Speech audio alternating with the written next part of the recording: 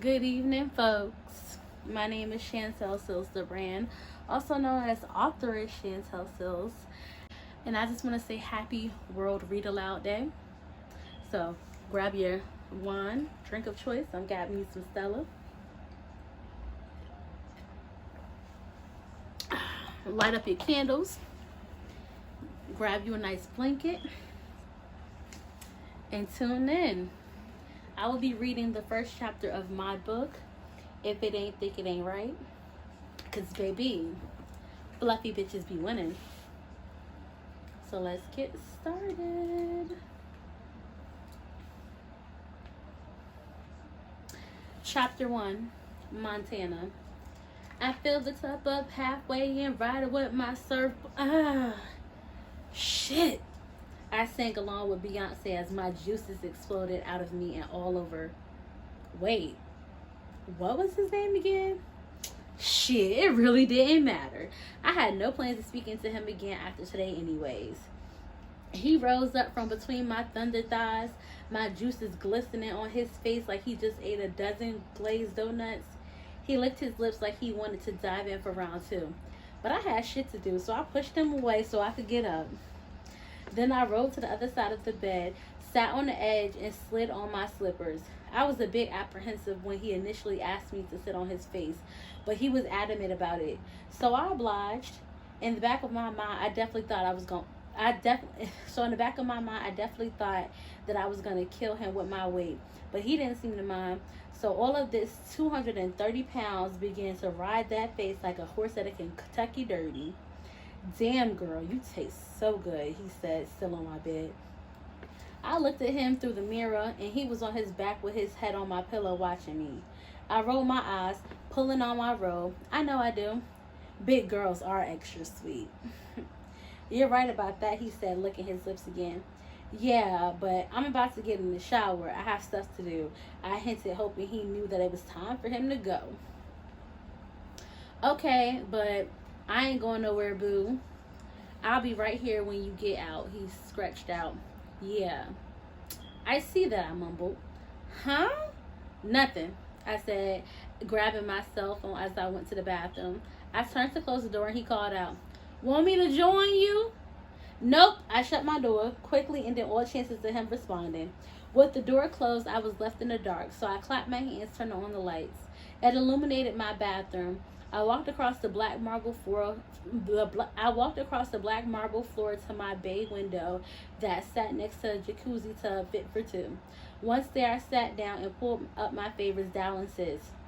Hello, she said on the phone with sleep heavy in her voice. I have a cold yellow, I stated. What? How? She paused. Montana, it's 5:45. How do you have a clinger? I met him at the club last night and he came home with me, I started to explain to her, but she gave me a deep sigh. Aliana, don't judge me. It was supposed to be a quickie and then he was supposed to leave. And I thought I made that clear to him at the club, but clearly he didn't get the memo. And he ain't getting it now either. That's why I called you. Can't you just let the boy chill out there for a few more hours? I'm still in bed, Allie pleaded. No, you know I go out for a 6:30 run every morning. Just because I'm fluffy don't mean I don't like to get my workout in every now and then. But he's in the way. It seems like he's waiting for breakfast in a house key, I giggled. Please, Allie, you know you're the best at cleaning up the clingers. Ugh, Allie groaned on the phone. Fine, I'll be over in a few. Thanks, sis. Yeah, Allie said, hanging up. With the reassurance that my best friend was on her way to my rescue, I was comfortable enough to continue with my regular routine. I pulled the belt to my silk robe loose, letting it fall off my shoulders onto the floor, leaving my body naked and exposed. I removed the hair clips, keeping my hair neatly in place, and let my curly tresses fall free and wild. Stripped down to nothing in front of my mirror, I admired my naked body. I let my eyes roam from the bottom to the top, starting with my hazelnut skin from my manicured toes to the seductive arch of my feet, the strong, tight calves of a retired dance captain, the thick, meaty thighs that love to be kissed at the spot where they rub together, causing friction, and not to mention ruining a few pair of good jeans.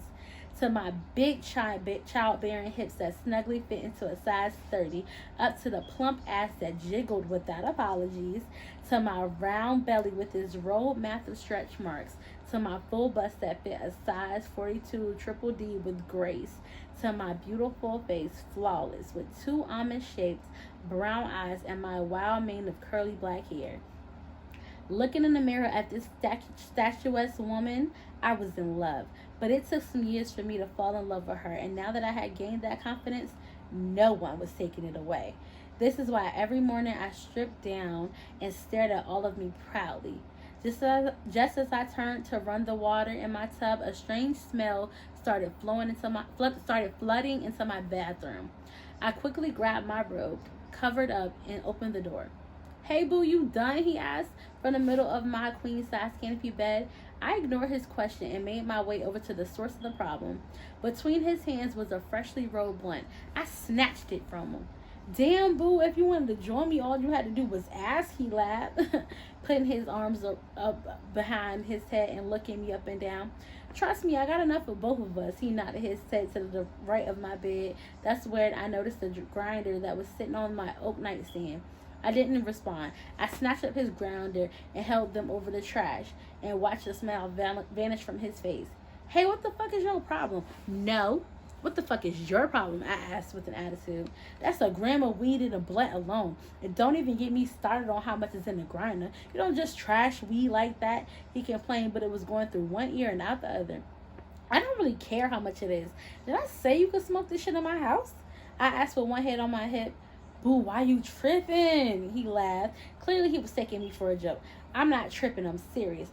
I don't really remember telling you that you could smoke that shit in my house," I said, getting irritated at the humor he found in the situation. But as far as I was concerned, well, shit funny. "It's just a little weed," he said with that stupid laugh. "I don't care what it is. Did you ask my permission?" I inquired with a serious tone. "Your permission? Yo, I'm not no fucking child," he lost the laugh. "I didn't say you were, but this is my house," I said, finally satisfied. "Boo, come here and stop tripping," he smirked at me, making my little victory short-lived. "I'm not your boo, and I don't find the shit funny," I said with my arms folded across my chest. "Yo, why you acting all brand new now?" he asked, getting out of bed and walking around me. He stopped behind me and pulled my robe open. "You weren't acting like that when I was eating that pussy." "Yeah, you're right. That was because I was using you. You had something I wanted, but I got my nut now, so I don't need you anymore."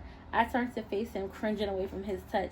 His conceit and blatant disrespect of my house was a turnoff to me. "Boy, I don't even remember your name." "Wow, and you say that shit proudly? So you hyped that you a hoe," he said, getting in my face. "Yeah, I know all about you, Montana. That fat bitch will let anybody hit." "See, boo, that's where you're wrong. I'm not a hoe, and I won't let anybody hit." "You didn't," I said, getting just as buckets he was.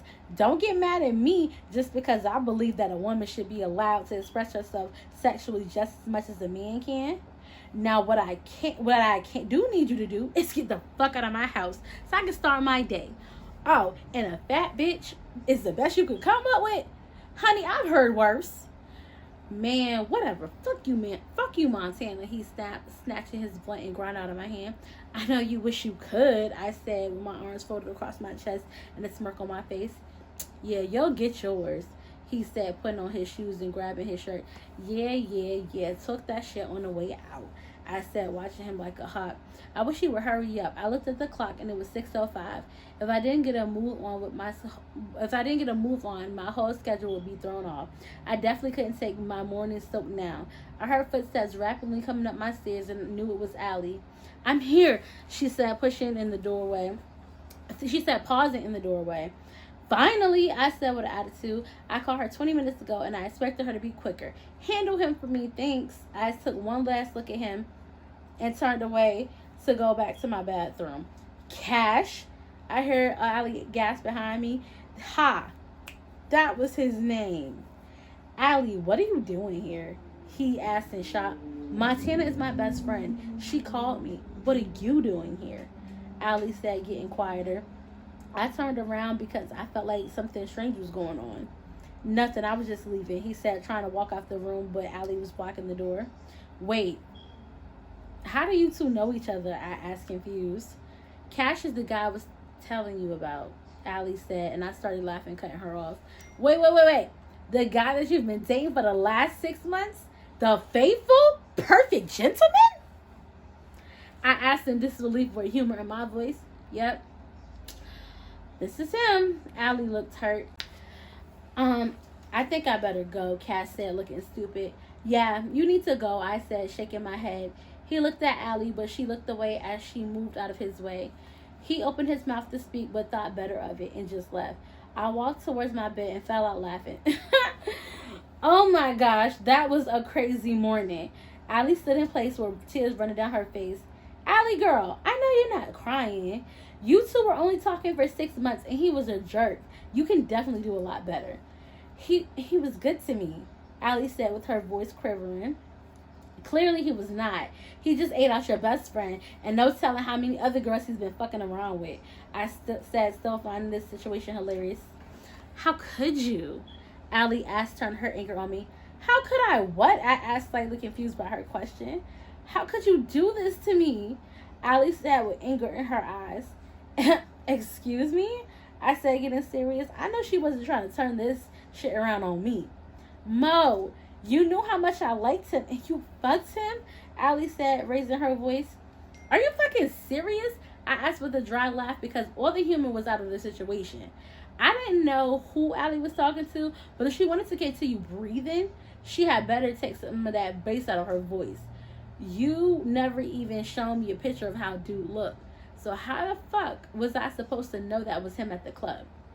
Don't do that. I told you what he looked like, Allie said, looking at me sideways, and I tried everything in my power not to knock her eyes straight. Telling me how someone looks is not showing me who they are. You gave me a generalized description that described half of the dudes at the fucking club. Light-skinned, tall, and muscular doesn't eliminate too many of the dudes that go to the alley. And how the fuck was I supposed to know that of all the clubs in the 7 cities that he would end up at the one I was at last night? I said, trying to contain my irritation. I had to remind myself that this was my best friend and that she wasn't thinking logically right now.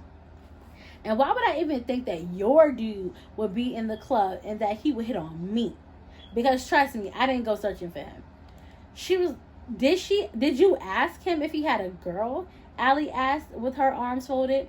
No, but he volunteered that information on his own, I said, bored with this conversation and her craziness. So he told you he had a girl and you still took him home with you, Allie asked.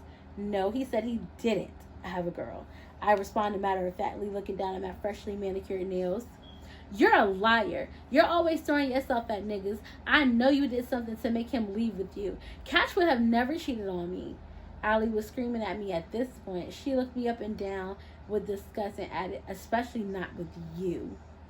Allie, what the fuck is wrong with you? Like, do you hear your fucking self right now? We've been best friends for how long? Now, why would I go after your dude? I said, trying to get through to her rational side. Allie and I had been friends for too long for us to be having this dumbass argument. I decided to let her little dig at my weight slide because I knew she was hurting. But she better knock that shit out quickly or we would have a serious problem. Plus, big or not, I was bad as fuck and I knew it. Look, I understand that your feelings are hurt right now, but you need to get it together and think rationally. She opened her mouth to speak, but instead turned around and left out. I got up and ran out of the room behind her, but stopped at the top of my stairs because she was already out the door. I was going to go after her, but I decided to give her some space. I knew she'd come around eventually. I looked at my clock and saw 6:30. Guess no run today or no bubble bath. I sighed and went back to my bathroom. I quickly hopped in the shower, got dressed, and headed out the door. To be continued. Alright guys, that's the end of chapter 1 of my novel, If It Ain't Thick, It Ain't Right, by me. Author is Chantel Sills, also known as Chantel Sills the brand. If you would like to hear more of my book, go to Amazon and look up If It Ain't Thick, It Ain't Right. Part 2 will be coming by the end of 2023, 2024 at the latest. But yep, thank you for rocking with me, and happy World Read Aloud Day. I once again am your girl Chantel Sills the Brand. Follow me on social media at Chantel Sills the Brand or at authoress Chantel Sills. And once again, happy World Read Aloud Day. Don't forget the Stella.